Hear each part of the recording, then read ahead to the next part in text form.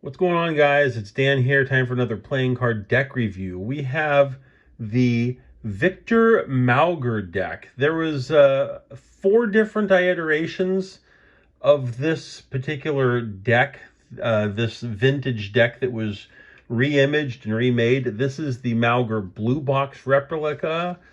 It's pretty basic, other than this logo right here, Nunquam Retrorsum, which is Latin for no revoke, or to apply that to the modern day vernacular, never retreat. There was also a nice tax stamp seal that came on this, and I need to glue this back on. I do like to save these when I can. So I'm going to open this. This is an interesting story. Victor Mauger, born in England, immigrated to New York in 1855, started business importing metal goods. Around 1870, he also began importing playing cards from the Charles Goodall and Son Company from England. The Goodall Company began making special decks with a unique ace of spades for their American decks that they imported. As we take a look at the ace of spades here, I'll put that up on the screen while I'm sharing some of this information. And it says that by 1873, Mauger started to manufacture his own brand of playing cards to supplement his supply. And in 1876, he dropped Goodall altogether because of the high import prices. So this deck that he printed in 1876, it was the Centennial Exposition deck. It was thought to be the first deck ever made to commemorate a fair. They were made in conjunction with the World's Fair in Philadelphia, and it also commemorates the 100th anniversary of the signing of the Declaration of Independence.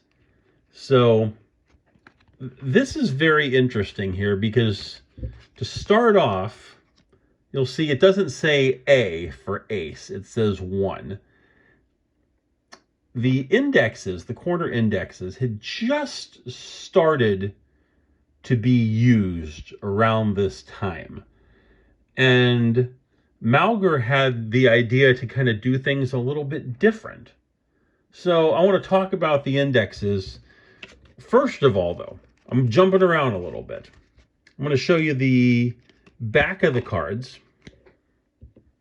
Pretty basic, flower design, as would have been the case back then. You wouldn't have had a very elaborate design. This deck does come with a different colored back as well, too.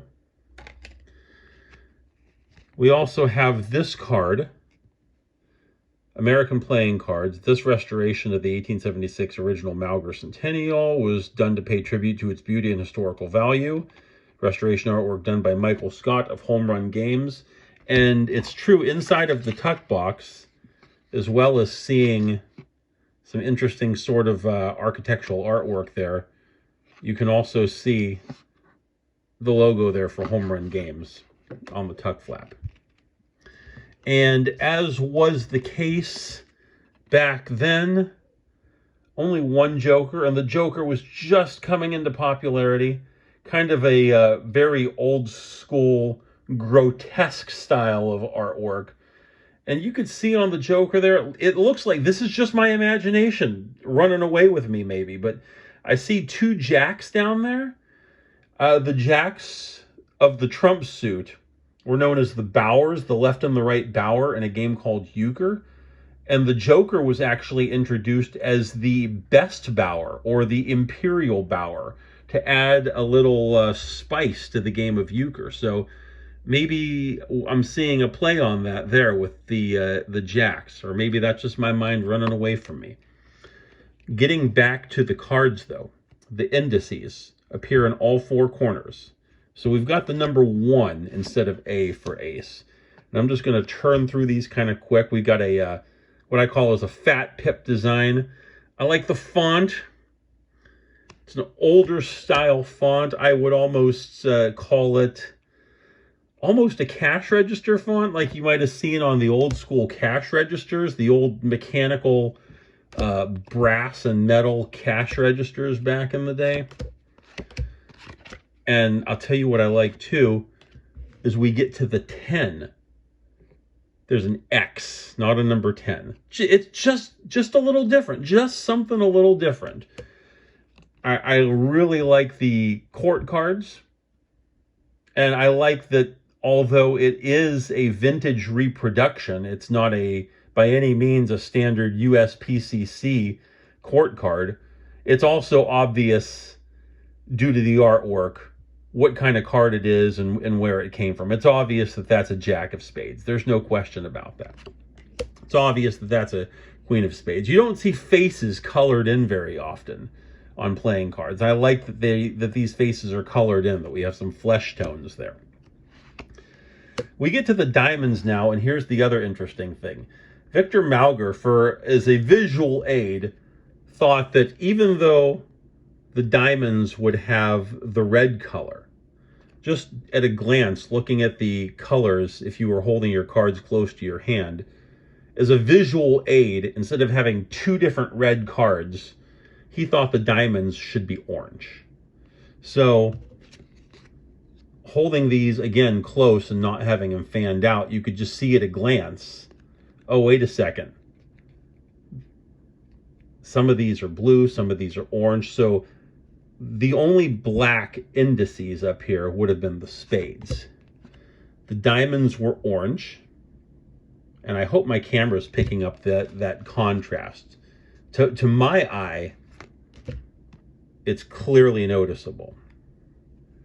And I just kind of want to go through these pretty quick here. Great courts. We're at the clubs now, and you could see, hopefully you could see that the court card indices are blue. We've got the black club, but the indices, the king and the club pip in the corner, is blue. Again, just a little visual difference when you're holding your cards, you're playing poker or whatever. You don't want people to see, and you could just see at a glance that you're holding clubs. Just a neat little visual aid. It's just interesting seeing a one of clubs instead of an ace of clubs. I mean, it's an ace, obviously, but you know what I mean. And then the hearts are actually red, unlike the diamonds. So our corner pips and indices right here, red, orange, blue, and black. Overall, really nice deck, really fantastic reproduction. I love vintage stuff. I love reproduction stuff like that. This came in a few different iterations. Like I said, I think there was a red box that had playing cards that were 90 millimeters by 62 millimeters, so the dimensions were just a little different than a standard deck. When this deck was first printed back in 1876, it's also, to my understanding, if I got the story right, the deck was missing the 5 of clubs. A grievous error. Should not have happened.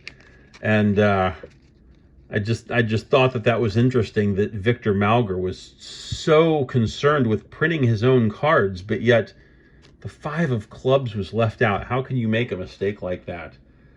Thankfully, it's included in all versions of the Victor Mauger reproduction deck. I think there's 4 different versions of this. This is one of those decks that I like so much. I got 2 of them. One stays in my collection on the shelf. The other one stays in an end table drawer that's full of decks of cards that I use to actually play games. And this one is really fun to use, really fun to handle. That grotesque Joker really matches the rest of the artwork very well.